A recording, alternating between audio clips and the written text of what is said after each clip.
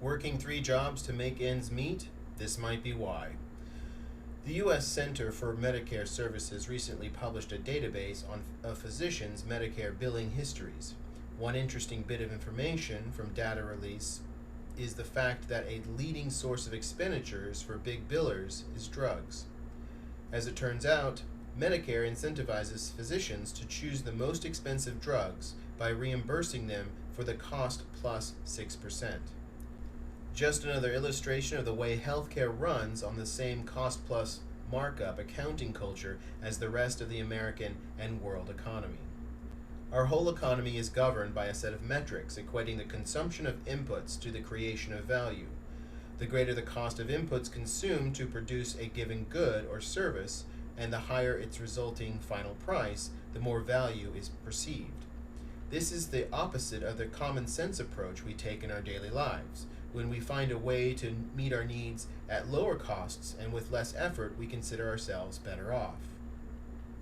Not so with the GDP, in which increasing efficiency, meeting our needs more cheaply and with fewer material inputs, results in a reduction in national income.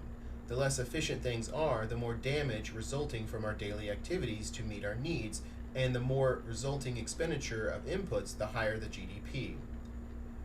A massive auto pileup results via the costs of repairing and replacing cars, treating victims in emergency rooms, etc., in the addition of untold thousands to the national income. On the other hand, the widespread substitution of the free and open source Wikipedia for the expensive Britannica, the destruction of newspaper advertising revenues by Craigslist, the replacement of travel agents by online booking services, etc., count as radical reductions in economic output and hence prosperity on paper, despite the fact that actual individuals and families can now meet needs for free that would once have required them to work hundreds of hours to pay for. The same is true of the standard corporate accounting system, in which capital expenditures, management salaries, and administrative costs are counted as general overhead and, through overhead absorption, incorporated into the arbitrary set of internal transfer prices assigned to goods sold to inventory.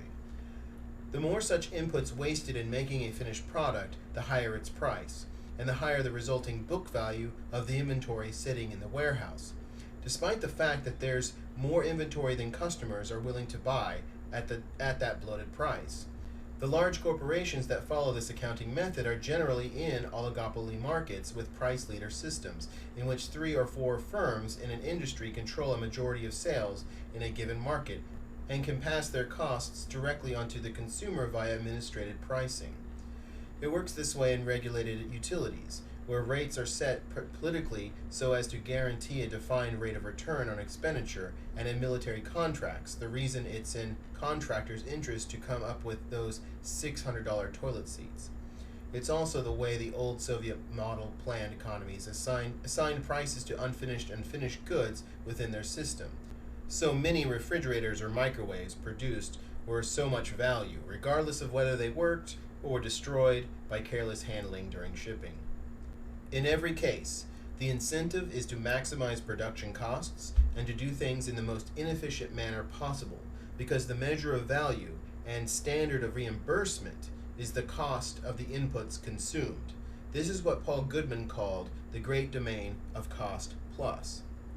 This is the reason for most of the cost inflation in higher education.